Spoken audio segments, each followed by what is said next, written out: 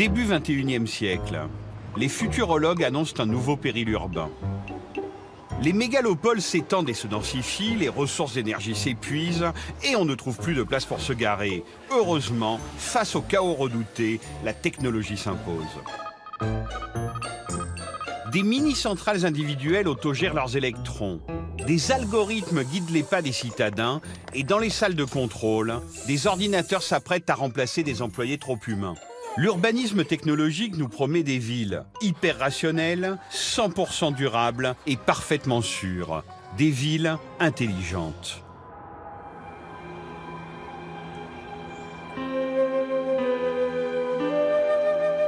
Les villes concentrent 3 milliards d'individus et 3 autres milliards devraient les rejoindre d'ici une quarantaine d'années.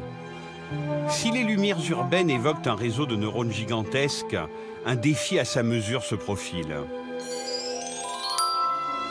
Comment produire l'énergie demandée alors que les ressources s'épuisent et que les citadins ont toujours une bonne raison d'allumer la lumière ?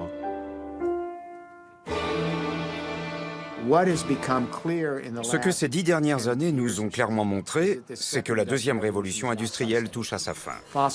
Les énergies fossiles deviennent de plus en plus chères et on a vraiment atteint le maximum de leurs possibilités. En 2003, la grande coupure de courant de New York donne un aperçu de la vie en mégapole après l'extinction forcée des feux. Une fois passée l'excitation de participer à une super blackout party à l'échelle de la ville, l'angoisse s'installe d'avoir vécu en avant-première un scénario plus très futuriste. Un retour à l'âge de pierre entre les tours délirantes d'une civilisation éteinte. Heureusement, dans ces sombres scénarios, des lueurs persistent, comme Jeremy Rifkin. Économiste et concepteur de plans futuristes pour sauver l'humanité, Rifkin a trouvé une solution. La révolution. Une révolution industrielle, la troisième du nom. Ce que j'ai réalisé dans les années 90, c'est qu'on approchait d'une nouvelle ère énergétique, une troisième révolution industrielle. Dans l'histoire, toutes les grandes révolutions économiques ont eu lieu quand de nouvelles formes d'énergie sont apparues. Elles rendent possible des sociétés plus complexes. Elles augmentent les débits d'énergie, permettent de rassembler plus de gens et les intègrent dans des structures économiques plus efficaces dans le temps et dans l'espace.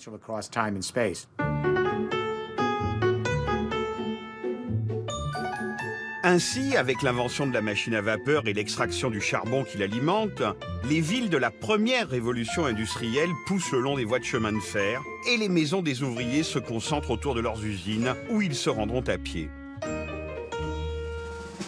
La deuxième révolution industrielle jaillit du pétrole et du moteur à explosion. Les populations peuvent s'étaler grâce à l'automobile et découvrir la vie de banlieue, irriguée par ses réseaux électriques et ses lignes de téléphone. Notre monde repose entièrement sur les énergies fossiles. Les transports, le chauffage, l'éclairage proviennent tous des énergies fossiles. En fait, nous avons déterré les restes de l'ère carbonifère et nous avons transformé ce carbone, le charbon, le pétrole, le gaz, en biens, en services et en infrastructures. Nous avons bâti une grande civilisation éphémère et nous avons quasiment détruit l'équilibre de cette planète en provoquant le réchauffement climatique. Mais selon Rifkin, après le charbon et le pétrole, l'avenir de la civilisation reposera sur le vent et le soleil. Et dans sa ville rêvée, tous les bâtiments se convertissent en mini-centrales écolo qui transforment le souffle du vent et les rayons du soleil en électricité. Elles sont capables de stocker cette énergie pour les jours de pluie ou les semaines sans vent. Et toutes ces mini-centrales connectées forment un réseau de partage, une communauté de l'énergie, où chacun peut puiser selon ses besoins ou reverser son énergie en trop. C'est l'Internet de l'énergie qu'on parcourt, évidemment, en voiture électrique. On va utiliser l'Internet tel qu'il est actuellement et transformer les réseaux électriques dans un Internet de l'énergie, un réseau distribué qui fonctionnera exactement comme Internet. Jérémy Rifkin n'est pas un amateur en matière de plans économiques. Il y a consacré des milliers de pages, traduites partout dans le monde, et joue habilement d'un carnet d'adresses qui en impose. Chefs d'État et industriels influents se paient ses conseils pour imaginer le futur. Mais son séduisant modèle énergétique se heurte encore à quelques défis politiques et technologiques. Et Rifkin continue de sillonner le monde pour convaincre que la révolution est bien en marche.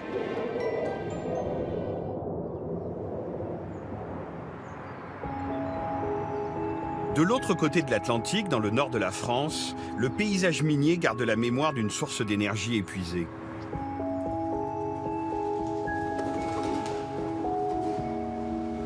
Le charbon, pour nous, ça a été de l'emploi, mais à côté de ça, c'était les hommes qui mouraient à 45-50 ans de la silicose. C'était des pollutions disséminées partout dans le territoire. On ne renie pas cette histoire, mais cette histoire, elle est terminée. Elle a généré des impacts très négatifs.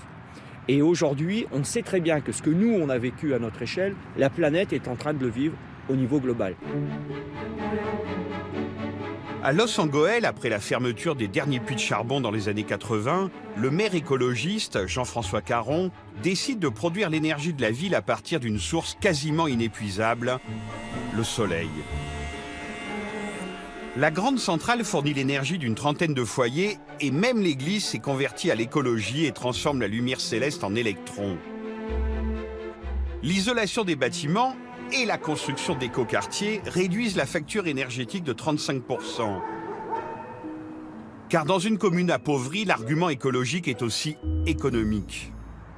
Entre quelqu'un qui paye 2 000 € de chauffage électrique et qui a froid dans sa maison et quelqu'un qui paye moins de 200 €, pour les gens, il n'y a pas besoin de leur faire un grand baratin idéologique sur le développement durable. Hein. C'est du pratico-pratique. C'est mieux qu'une augmentation de salaire. Hein. A priori, même dans le Nord, miser sur le soleil pour produire de l'énergie, c'est forcément rentable parce que c'est gratuit. Surtout que les installations écolos de la ville ont été financées par des subventions. Mais Jean-François Caron veut prouver que ce nouveau modèle énergétique n'est pas seulement viable pour une commune de 7000 habitants, mais également à l'échelle régionale. C'est ça l'enjeu maintenant pour nous, c'est le changement d'échelle. La France dépense pour ses sources d'énergie, soit le gaz, le pétrole, le charbon ou l'uranium, 70 milliards d'euros par an qu'elle verse à l'étranger, aux Émirs ou aux Russes. Bon, imaginez qu'on prenne cette somme et qu'on l'injecte dans l'isolation de l'ensemble des bâtiments de France.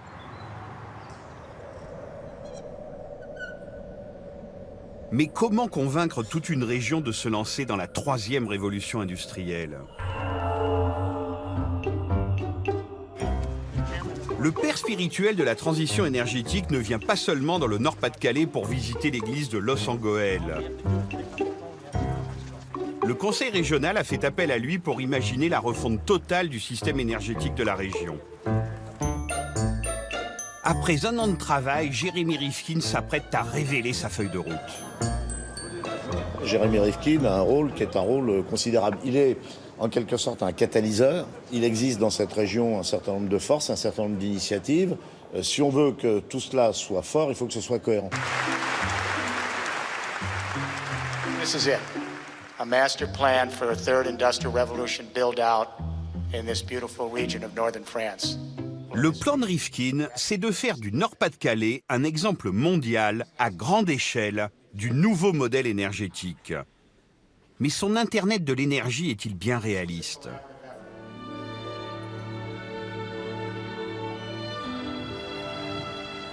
La ville rêvée par Rifkin existe.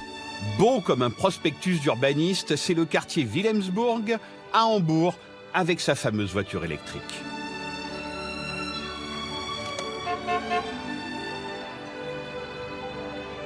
« 12 bâtiments produisent chaleur et électricité grâce au soleil et sont reliés entre eux par l'un des tout premiers réseaux de partage au monde. Notre bâtiment est relié à l'immeuble de l'administration en face par un réseau de chaleur de proximité. Et l'énergie en surplus que nous avons lors des journées ensoleillées est envoyée dans ce réseau local. Pour les habitants du quartier, c'est donc théoriquement la possibilité de revendre leur énergie en surplus à leurs voisins. Si toute l'énergie n'est pas utilisée, Alors elle est réinjectée dans le réseau public et notre compteur tourne même à l'envers. Ça marche vraiment, je l'ai vu. Des compteurs qui tournent à l'envers, c'est le rêve de tout consommateur. Mais c'est dans les sous-sols du quartier qu'on devine le casse-tête technologique de l'Internet de l'énergie. Jusqu'à présent, les réseaux étaient centralisés, de l'énergie produite dans des centrales qui s'écoulent jusqu'aux clients. Le but du jeu consistait à prévoir la consommation pour que la quantité d'énergie déversée soit égale à celle qui est utilisée. Mais si les clients se mettent à produire une partie de leur énergie, et même à en reverser dans le réseau quand ils en ont trop, l'équilibre production-consommation devient autrement plus délicat à gérer. C'est là que la technologie numérique s'impose. Il est devenu nécessaire de mettre en place une sorte d'intelligence du réseau. Concrètement, nous avons mis en place une fibre optique dans tout le réseau, parallèlement au réseau d'énergie. Ce dispositif mesure de manière permanente et à chaque embranchement combien d'énergie est consommée. Et il nous permet également de mesurer la quantité de chaleur distribuée par chacun des clients pour équilibrer la production et la consommation. Au réseau énergétique se superpose un réseau d'informations. Toutes les données de consommation et de production sont analysées par des ordinateurs qui peuvent ainsi aiguiller l'énergie dans les embranchements et maintenir l'équilibre du réseau. C'est très intelligent, ça s'appelle les réseaux intelligents, les smart grids.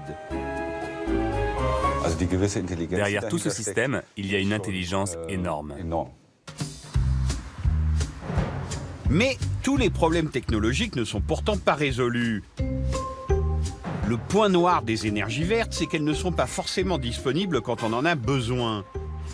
On a même tendance à se chauffer quand le soleil se fait rare et à allumer la lumière quand il fait nuit. Le défi du moment, c'est le stockage des énergies intermittentes. À Hambourg, plusieurs solutions dernier cri sont testées, dont ces rideaux qui ne sont pas en plastique vert.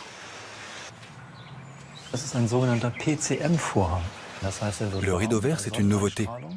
Il absorbe naturellement la chaleur solaire et la restitue lorsque la température baisse dans la pièce.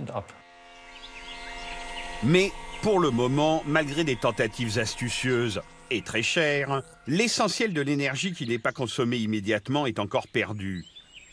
Et le solaire ne couvre du coup que quelques pourcents des besoins du quartier.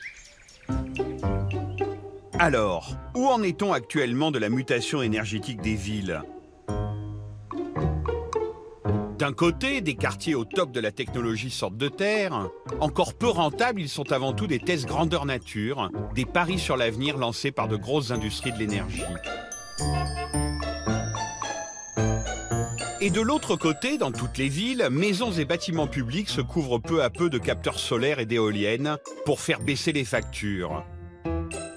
Et tous ces petits producteurs écolos disséminés commencent à remettre en cause le rôle des grosses centrales historiques. Au début, quand j'ai commencé à en parler aux entreprises d'électricité européennes, je vous le dis franchement, elles étaient plutôt mécontentes.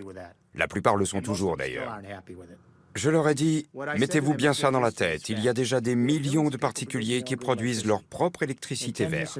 Dans 10 ans, ce seront des dizaines de millions de personnes qui produiront leur propre électricité. Donc si vous êtes une compagnie d'électricité, voilà notre proposition. Nous allons vous vendre l'électricité. Et votre nouvelle mission, gérer les flux d'énergie pour les clients. Les modèles se cherchent encore, mais la part des énergies renouvelables double tous les 2 ans dans le monde et vient de dépasser les 20% en Allemagne. À tel point que même les grands spécialistes de l'énergie centralisée s'équipent en technologie numérique pour intégrer toutes ces nouvelles sources d'énergie dans leur réseau. Chaque année, RDF investit plus de 3 milliards d'euros pour moderniser le réseau. Une bonne partie va sur les smart grids, sur le développement de logiciels intelligents, sur la mise en place de capteurs, la mise en place de télécommandes à distance. Et nous allons continuer à le faire sur la basse tension avec Linky. Linky, le compteur vert qui va bientôt entrer chez tous les Français, informera le gestionnaire du réseau de l'activité électrique précise des foyers. C'est la première pierre des nouveaux réseaux énergétiques. Ces réseaux révolutionnaires où se combineraient idéalement les énergies renouvelables à la communication numérique. Au cours de l'histoire, tous les grands changements économiques ont lieu lorsque des révolutions en matière de communication se conjuguent à des révolutions énergétiques. Ensemble, elles créent une nouvelle infrastructure pour accueillir un nouveau modèle économique. Ces modèles ne se contentent pas de modifier la manière dont nous organisons notre vie d'un point de vue économique. Ils modifient également nos modes de vie, nos habitats ou nos consciences. Ils modifient la façon dont nous construisons notre rapport à la nature et à l'autre. Selon Rifkin, les deux premières révolutions industrielles, basées sur des énergies difficiles à extraire, nécessitant l'injection de capitaux énormes, ont engendré une société centralisée autour de ses intérêts. Une société pyramidale avec, tout en haut, la finance maîtresse des investissements et un peu plus bas, des ouvriers invités à les rentabiliser. Un système également appelé le capitalisme. Mais l'Internet de l'énergie viendrait tout remettre à plat. Chaque bâtiment devient une microcentrale et des milliards d'individus produisent leur propre énergie. C'est power to the people, le pouvoir au peuple. This region of Nord-Pas-de-Calais begins a great journey. This is the region that pioneered the first industrial revolution. Mais comment le retour du pouvoir au peuple résonne-t-il dans la salle de conférence de Lille ? Le plan de Rifkin pour le Nord-Pas-de-Calais présage d'un rapport de force un peu plus complexe. Le prix de la mutation énergétique est évalué à quelques 150 milliards d'euros sur une trentaine d'années, qui proviendront de subventions publiques, d'épargne de particuliers et d'investissements privés, notamment ceux des industries du numérique. We already have billions of sensors. We're going to have 100 billion of these sensors pretty quick. Qui va tirer profit de ce nouveau paradigme? Je dirais qu'on est, de ce point de vue-là, dans un monde totalement dérégulé. Et les acteurs historiques vont rentrer en compétition, comme ça s'est fait dans les télécoms, avec des nouveaux entrants. Pour ces nouveaux entrants, l'Internet de l'énergie fait miroiter de nouveaux marchés à conquérir. Car en France, le plan de Rifkin remettrait en cause le rôle central du producteur historique, EDF. C'est sûr qu'on a un choc de culture. Il est américain, il ne sait pas ce que c'est que la puissance publique, il sait ce que c'est que le business, mais en même temps, qu'est-ce qu'il nous dit? Les coopératives de producteurs vont s'associer aux consommateurs. Il nous dit on arrive à l'émergence du pouvoir latéral. And help the rest of us move on the road you're taking to a new world. Thank you.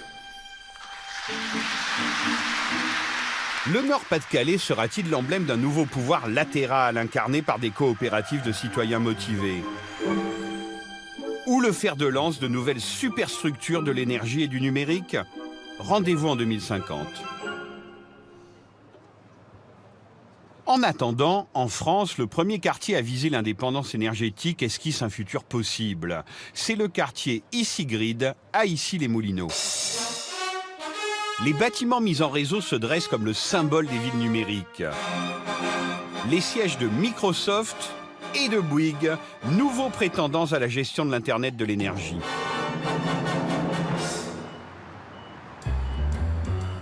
Nous, on pense qu'il va y avoir un nouvel acteur qui va être opérateur énergétique de quartier, un opérateur multi-énergie. On parle d'eau, de transport, tout ce qui est environnement et puis de nouveaux services urbains. Issy-Grid, comme le quartier Wilhelmsburg de Hambourg, fait partie de ces projets pilotes lancés par de grands groupes du numérique pour tester leur technologie. Il ne s'agit plus seulement ici d'énergie, mais de tous les domaines de la vie urbaine où la gestion de données pourrait s'avérer profitable. Ces quartiers bardés de capteurs et de systèmes automatisés sont la tête de gondole des villes autoproclamées intelligentes. En anglais dans le texte, les Smart Cities. Derrière cette idée de Smart City, il y a cette intuition vraiment juste, qui est il y a énormément d'informations dans la ville, autour de la ville, produites par la ville, et qu'il y a beaucoup de choses qu'on pourrait en tirer, qu'on n'en tire pas aujourd'hui, et ça pourrait nous aider considérablement à mieux la comprendre, à mieux l'organiser, à mieux la vivre. Ça, c'est juste. Et puis, il y a l'idée que La ville est un grand système dont un cerveau omniscient va pouvoir enfin piloter toutes les dimensions de manière efficace, optimale. Ça, c'est un pur fantasme.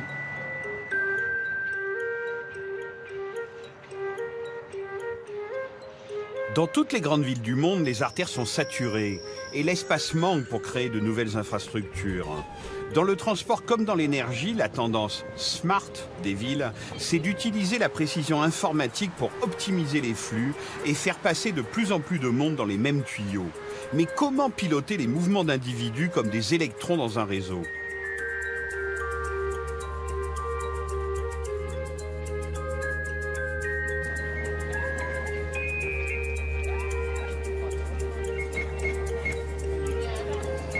À Londres, les cartes de transport individualisées, validées à l'entrée et à la sortie de chaque trajet, ont été mises en place pour suivre précisément les flux de voyageurs dans le réseau.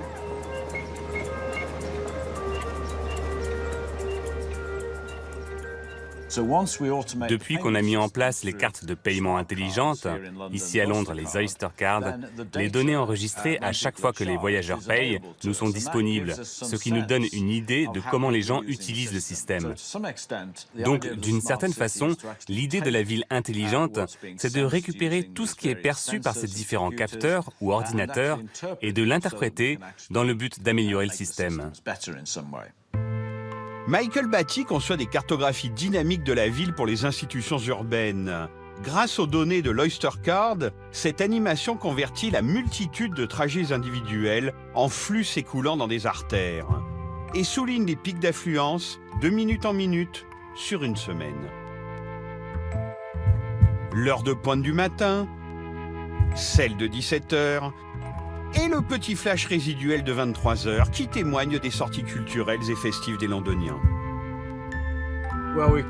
On appelle ça le pouls de la ville. C'est une sorte de routine, c'est le battement de cœur de la ville. Les cartes animées de Michael Batty n'ont pas qu'un intérêt esthétique. Elles servent notamment aux régies de transport à saisir l'ampleur des problèmes à résoudre. La population londonienne s'accroît. La demande dans le réseau des métros augmente de 5% chaque année. Nous devons donc nous assurer que la capacité du réseau puisse prendre en charge tous ces gens qui veulent l'utiliser.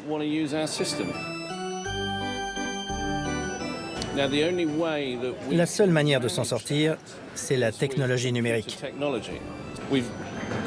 Nous sommes passés d'une conduite manuelle des métros à une conduite informatique. L'ordinateur comprend où se trouvent tous les métros sur le réseau et réajuste subtilement le trafic pour maintenir l'équilibre général. Le balai automatisé des métros, entièrement géré par un seul cerveau central, a permis d'augmenter leur débit de 20 à 30% sans rien changer aux infrastructures.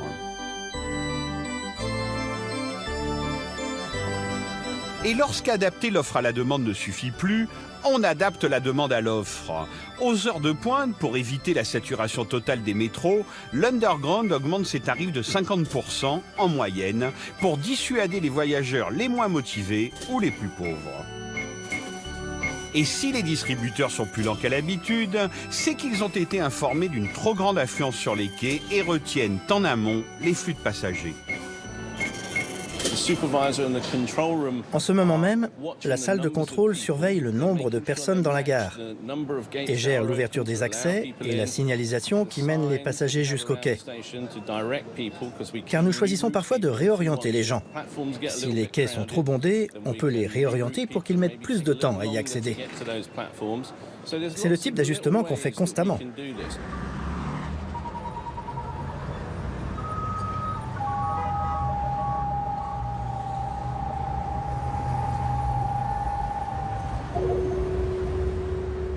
À la sortie du métro, on pourrait penser que chaque piéton redevient seul décideur de ses mouvements. Pourtant, là aussi, l'urbanisme intelligent oriente subtilement nos choix pour guider nos déplacements. À Londres, le carrefour d'Oxford Circus compte la population de piétons la plus dense du pays. Et impossible de pousser les murs de ces bâtiments historiques. Oxford Circus, c'était l'enfer du piéton. Un endroit horrible. Il y a beaucoup de passages à Oxford Circus, 30 à 40 000 piétons par heure, plus environ 19 000 qui entrent ou sortent du métro. Face à cette situation cauchemardesque, la mairie et les commerçants ont une idée. Accélérer le débit de piétons. Mais comment s'y prendre pour ne pas ralentir le trafic routier? Pour Atkins, une société spécialisée dans la modélisation urbaine, la première phase de l'opération consiste à créer une réplique numérique du carrefour, avec tous ses citadins virtuels, pour tester, sans risque, toutes les solutions possibles. D'abord, il a fallu comprendre tous les mouvements du carrefour, en observant les gens et leurs déplacements. Nous avons modélisé les différents types de véhicules, car bien sûr, chacun traverse le carrefour de manière spécifique. Mais modéliser le mouvement des piétons reste la phase la plus délicate. Comment programmer 40 000 personnages virtuels pour que leurs comportements correspondent à ceux des passants réels d'Oxford Circus? James Amos a conçu le logiciel qui a servi à modéliser le carrefour. Après avoir passé des centaines d'heures à observer des piétons se croiser, il en a tiré 3 paramètres qui lui permettraient de recréer toutes les foules du monde. Lorsqu'un piéton se demande par où passer, 3 paramètres entrent en jeu. D'abord, il a une destination précise à atteindre. Ensuite, chacun a sa propre vitesse de marche. Enfin, les gens aiment avoir autour d'eux un peu de distance, un espace personnel qu'ils souhaitent conserver.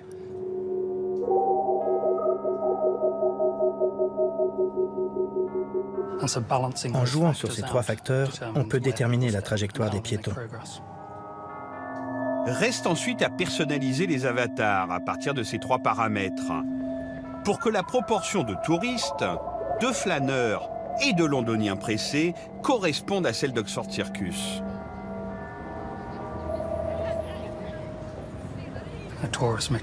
Un touriste marchera lentement et essaiera sans doute de conserver plus d'espace autour de lui, alors qu'une personne qui se rend à son travail voudra y arriver le plus vite possible, quitte à bousculer les autres en chemin. Une fois qu'on s'est assuré que le modèle correspond à la réalité, alors peut commencer la modification du carrefour virtuel et l'observation de son impact sur les cobayes numériques.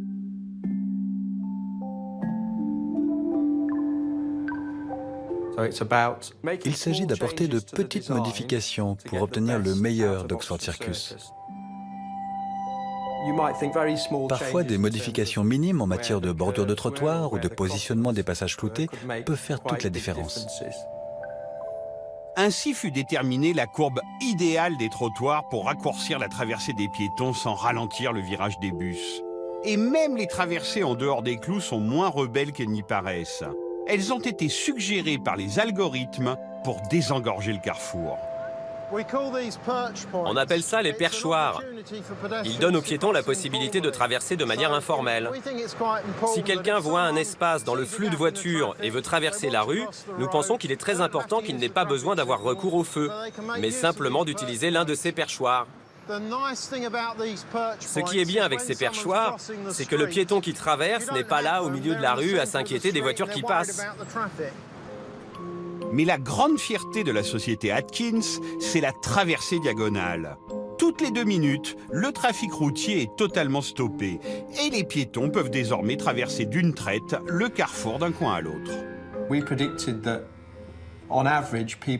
Nous avions prévu que traverser Oxford Circus prendrait environ 50 secondes de moins qu'auparavant. Et en fait, les sondages effectués ont confirmé cette hypothèse.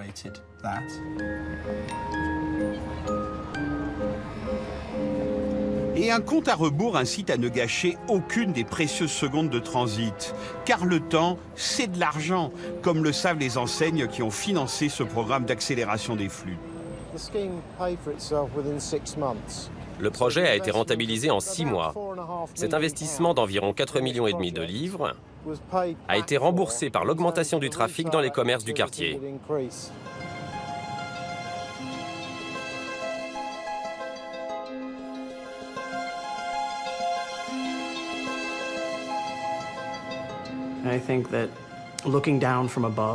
Vu d'en haut, avec le regard d'un oiseau ou celui de Dieu, ces mouvements d'adaptation complexes d'éléments vivants que sont les gens qui se déplacent dans la ville, je pense que c'est magnifique. C'est fascinant, comme d'observer n'importe quel système naturel complexe. Mais en tant que citoyen, je ne pense pas que les flux puissent être optimisés. Les villes n'ont rien à voir avec l'idée d'optimisation. Il s'agit de friction, il s'agit de désordre, il s'agit de se confronter à ce qui est différent. Et je pense que lorsqu'on applique la mentalité d'un ingénieur au terrain qu'est la ville contemporaine, il y a un gros risque d'exclure de ce système toutes les choses qui produisent du sens et de la vitalité, précisément ce que nous appelons la magie de la ville.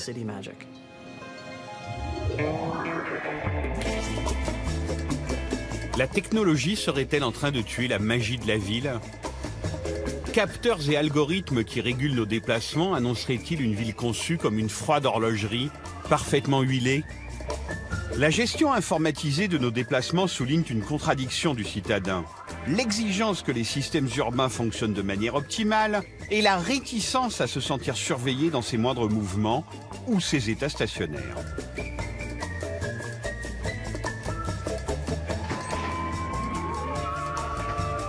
Comment concilier ces deux visions?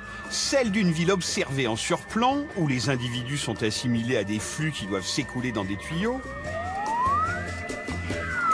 et celle d'une ville plus chaotique et sympathique, où chacun est libre de ses mouvements. Quand on écoute, les gens qui vivent en ville commenceront très souvent par dire « Oui, j'ai besoin de me rendre d'un point A à un point B le plus rapidement possible ». Ils ont une approche pratique de la ville, genre homme d'affaires, sans fantaisie.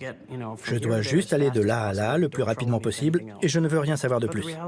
Mais la réalité des choses est bien différente et beaucoup plus humaine.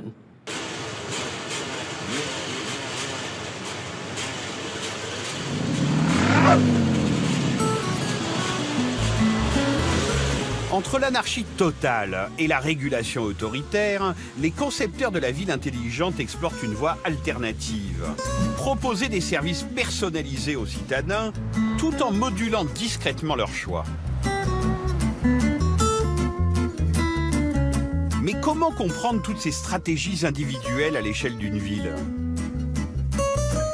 Avant, par exemple, si on voulait avoir accès à la donnée GPS, ce qu'on faisait, c'est qu'on prenait les données des taxis. Ça nous permettait de mesurer les différents flux de mobilité dans la ville. Aujourd'hui, avec les smartphones, il y a une évolution vers plus de capteurs, plus de données. Un smartphone est un capteur qui permet de récupérer l'information de géolocalisation, qui permet du coup de mesurer les affluences et les patterns de mobilité sur des échelles complètes. Rand Indy, jeune et brillant mathématicien parisien, met au point des applications pour faciliter le quotidien des citadins en mouvement. Il récupère des milliards de données de géolocalisation qu'il passe à la moulinette de ses ordinateurs. L'objectif, c'est de trouver des lois mathématiques qui se cacheraient derrière tous ces mouvements apparemment désordonnés. La beauté, en fait, avec la prédiction, c'est que si on est capable d'anticiper les comportements, on est capable d'influencer ces comportements et donc de changer littéralement le futur. Changer le futur. Pour jouer ce scénario de science-fiction dans les transports parisiens, Rand Indy cherche à comprendre tous les paramètres qui influencent les choix d'un citadin en mouvement. Le rêve, ce serait d'entrer dans la tête d'un voyageur qui doit se rendre d'un point A à un point B et qui doit choisir son itinéraire. Alors je descends à Bastille et je prends la 1 directe jusqu'à Roosevelt, ça fait 19 stations, un changement, 7 minutes de marche. J'aurai 6 minutes de retard. Non, Gare de l'Est, la 7 sur le quai d'en face et la 1 à Palais-Royal. Si je prends, des comptages aux portes des trains, ce que ça va me donner, c'est le nombre de personnes qui sont rentrées et sorties du train à différentes stations. Mais ça va pas me donner grand-chose sur comment est-ce que les gens ont changé de train, par exemple. La 1 à Hôtel de Ville par la 11. Mes changements auraient pu en heure de pointe, les courants contraires, le 2 croissant routine, embouteillage devant la musique indienne. Mais une fois qu'on recoupe justement ces informations de géolocalisation avec d'autres types de données, là ça commence à devenir intéressant parce qu'on commence à observer tous les différents flux caractérisés. Il s'agit donc de croiser le maximum de données différentes. Données sur les affluences dans les gares, sur la géographie des lieux, la météo ou les dates de concert, et de trouver des relations de cause à effet. Donc en analysant ce contexte-là, on est capable de comprendre exactement pourquoi est-ce que quelqu'un ferait ce trajet-là, et donc d'anticiper ce qui va se passer plus tard. C'est ainsi qu'à partir des données de la SNCF, couplées à une multitude d'autres bases de données, l'application Tranquillien prédit les affluences dans les trains de banlieue, de gare en gare et de wagon en wagon. Le but affiché de l'application, c'est d'aider les voyageurs à trouver une place assise. On est capable de faire des prédictions jusqu'à une semaine dans le futur, avec des degrés de précision autour de 80 à 85%. En donnant cette information à l'usager, on contribue à changer ses habitudes et donc on contribue à l'étalement des heures de pointe, qui est un des enjeux principaux des opérateurs de transport public. En dosant contraintes et propositions alternatives, les grandes capitales tentent de se débarrasser de la voiture individuelle, encombrante, polluante, pas du tout smart. À Londres, un péage urbain automatique débite 8 livres par jour aux automobilistes qui s'aventurent en centre-ville. Tandis qu'à Paris, on limite drastiquement les places de stationnement. Et dans les deux cas, on propose un nouveau service qui allie individualisme et intérêt collectif, les véhicules partagés. Le nouvel emblème du partage en ville, c'est le vélo. À Paris, un tiers des cyclistes est un conducteur de Vélib et en moyenne, un Vélib est chevauché par 5 personnes différentes chaque jour. Depuis le succès des Vélib parisiens, 500 villes dans le monde se sont équipées d'un système de vélo en libre-service.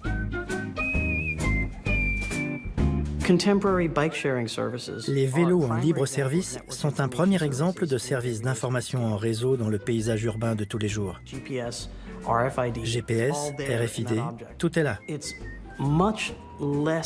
C'est bien moins spectaculaire que quelqu'un qui arrive en disant « On va faire fonctionner la ville intelligente avec un centre de contrôle urbain ».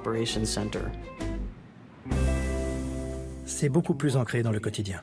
Mais finalement, je pense que ça fait une grande différence dans la vie des gens. Même l'objet culte de l'homme libre et individualiste devient un bien communautaire. Un nouvel itinéraire a été calculé.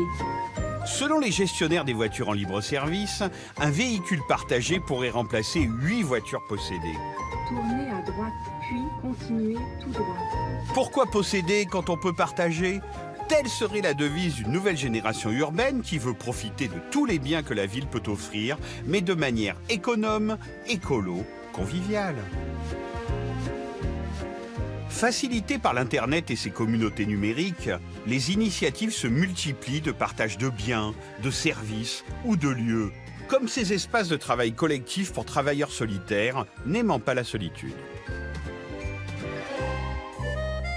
50 ans après le Flower Power, les villes numériques incarneraient-elles enfin l'utopie d'un Woodstock écolo et durable ? Ce qu'il devrait se passer d'ici 40 ou 50 ans, c'est le déclin du capitalisme. Il jouera toujours un rôle, mais il sera plus diffus dans un monde où toutes les formes d'échange deviennent quasiment gratuites. Le partage des biens communs deviendra peu à peu le nouveau modèle économique, simplement parce qu'il s'accorde au monde de l'Internet.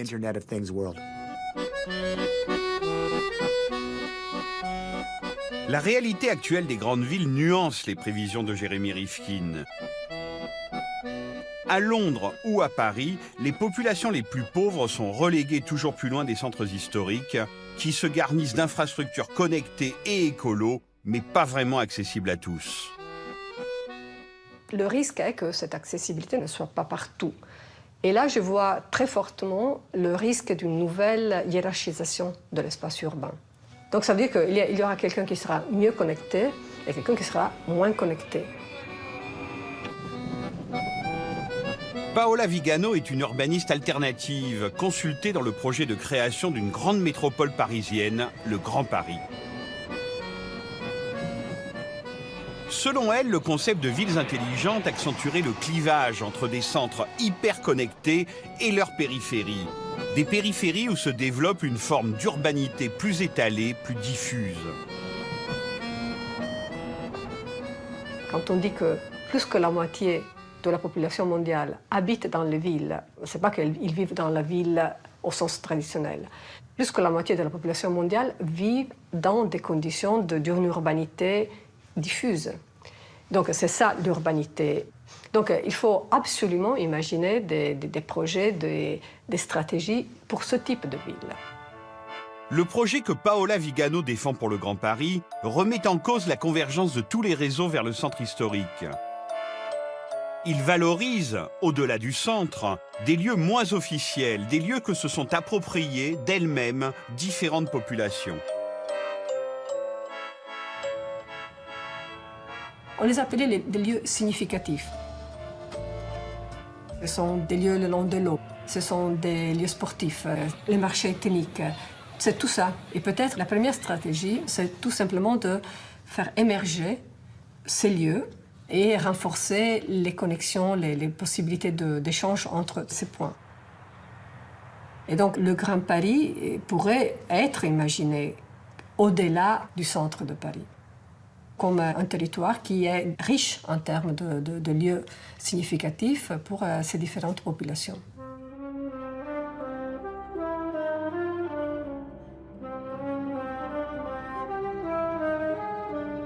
À Shanghai, en 25 ans, la population a doublé et compte aujourd'hui 23 millions d'habitants. Dans cette mégapole démesurée, on cherche aussi à recréer du lien entre la ville et les habitants. À l'initiative des chefs de quartier, des expériences de petits villages numériques se multiplient, comme celle lancée dans le district de Lujiazhou. Le but des communautés intelligentes est entièrement axé sur le bien-être de la population. La technologie n'est pas une fin en soi et on ne cherche pas à ce qu'elle soit la vitrine du quartier. Ce que nous voulons avant tout, c'est que les habitants ressentent et reconnaissent que la qualité de vie est meilleure. Dans ce quartier d'1 million d'habitants, la préoccupation première des responsables communautaires, c'est la sécurité, sur laquelle veillent 1 millier de caméras. La population se sent plus en sécurité. S'ils ont eux-mêmes été confrontés à des actes de délinquance, ils peuvent venir consulter tous les enregistrements vidéo que nous consignons ici.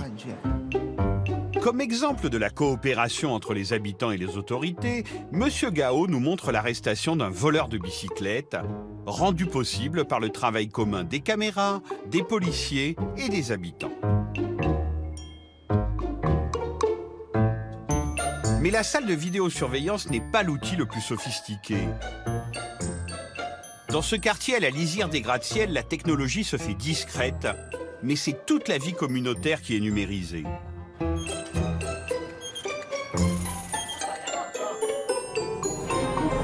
Dans ce dispensaire, la population est invitée tous les 6 mois à faire des tests de pression artérielle. Toutes les données arrivent directement dans notre plateforme. L'intérêt, c'est de constituer une base de données qui nous permet d'analyser l'évolution de la pression artérielle dans le quartier.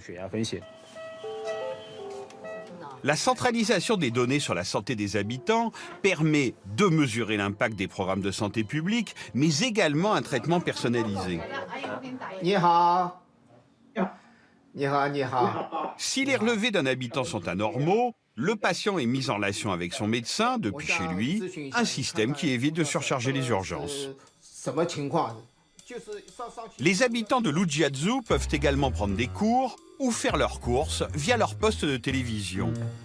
Et toutes ces démarches sont enregistrées sur la puce de leur carte d'identité numérique, qui leur sert également à entrer et sortir de chez eux, ou à faire leurs courses comme n'importe quelle carte de crédit, et même à pointer au travail volontaire.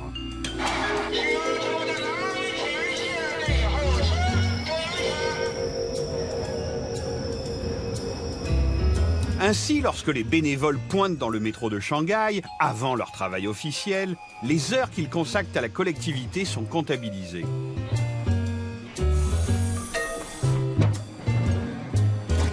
État de santé, achat, hobby, travail volontaire, allées et venues, tout est enregistré sur la carte d'identité numérique des habitants. Mais où vont toutes ces données et à quoi servent-elles? C'est dans les ordinateurs de l'entreprise FK Network que les cartes à puce déchargent leurs informations.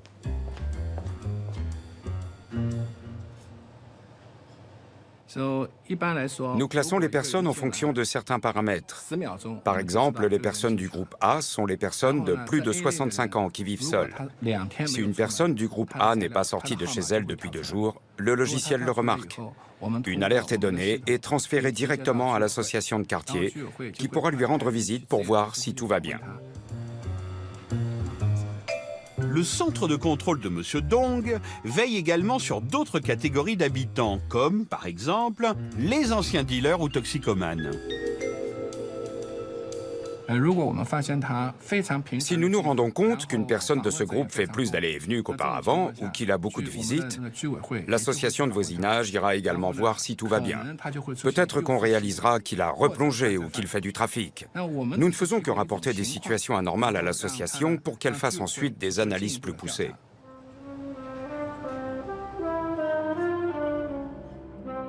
L'entreprise FK Network gère, pour le moment, les données de 60 000 citadins de Shanghai, mais elle envisage d'étendre ses services à plusieurs millions d'habitants. Pour qu'un système fonctionne en Chine, il doit satisfaire 3 exigences. La première, il faut que la population l'apprécie. C'est le plus important. La deuxième, il doit satisfaire le gouvernement. La troisième, il faut que l'entreprise soit rentable, car nous investissons énormément d'argent dans ce projet. Ce coûteux programme de gestion de données est financé en partie par la communauté de quartier elle-même, bientôt par la publicité personnalisée que M. Dong espère afficher sur les portes d'entrée, et enfin par le gouvernement national, qui peut ainsi mettre à profit toutes les données collectées et la vingtaine de catégories de citadins qui en a été tirée.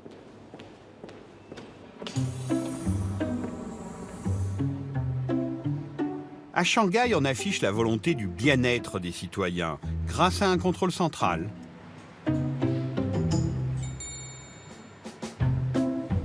Une ville surveillée par des surveillants, eux-mêmes surveillés par un superviseur. Ce serait une des recettes d'une communauté intelligente.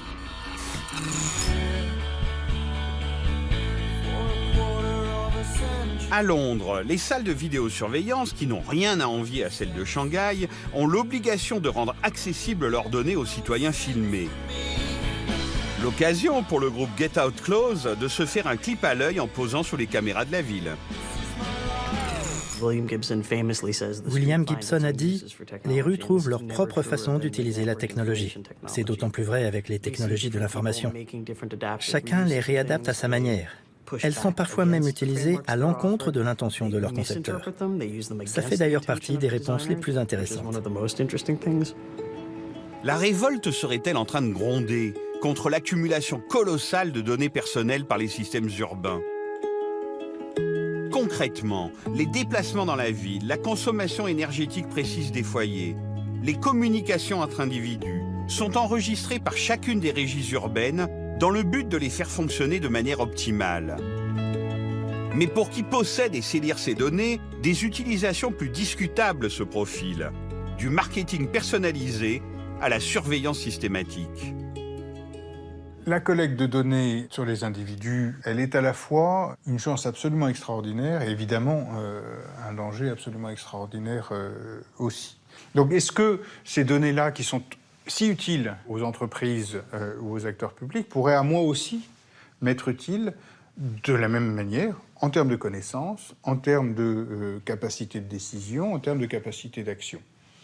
Si c'est le cas, on change un petit peu l'ordre des choses. C'est-à-dire on est dans une situation dans laquelle on a effectivement distribué du pouvoir.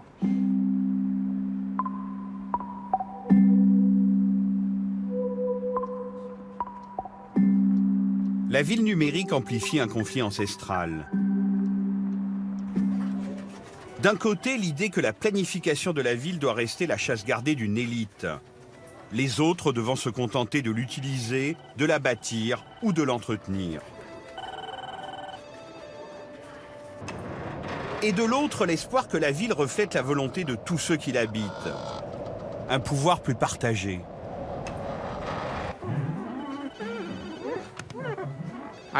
Historiquement, je pense qu'on se dirige vers le partage. Mais ça pose beaucoup de questions importantes concernant le contrôle, la propriété, ouvert ou fermé. C'est un changement générationnel. Est-ce qu'on va vers le conflit? Absolument. Ce qui signifie que ce nouveau mouvement, celui vers le partage, pas le capitalisme, doit réfléchir à comment s'imposer pour que cette nouvelle opportunité ne serve pas que les intérêts de quelques-uns.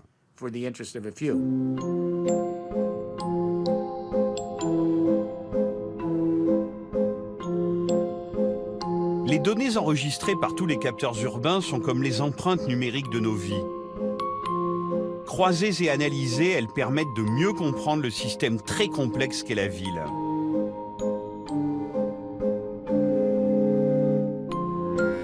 Mais ces informations seront-elles le nouvel outil d'un pouvoir central, une sorte de Big Brother qui pourrait contrôler la vie urbaine dans ses moindres détails? Ou annonce-t-elle, au contraire, l'avènement d'une conscience collective plus grande, une ville où tous les habitants, qui poursuivent chacun leur propre destination, comprennent comment leur vie est liée à celle d'une humanité plus large?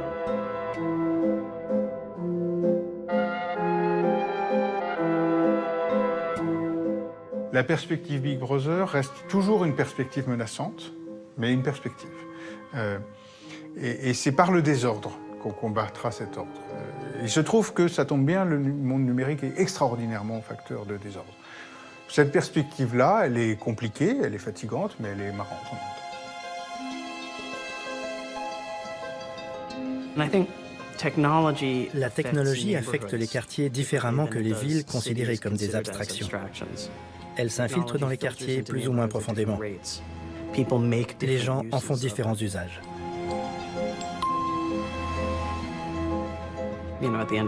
En fait, au bout du compte, ce qui m'intéresse, c'est le quartier, l'échelle des quartiers, les affinités et les ajustements qui naissent d'une immersion, du fait de vivre sur une partie de la planète bien définie pendant une longue période de temps.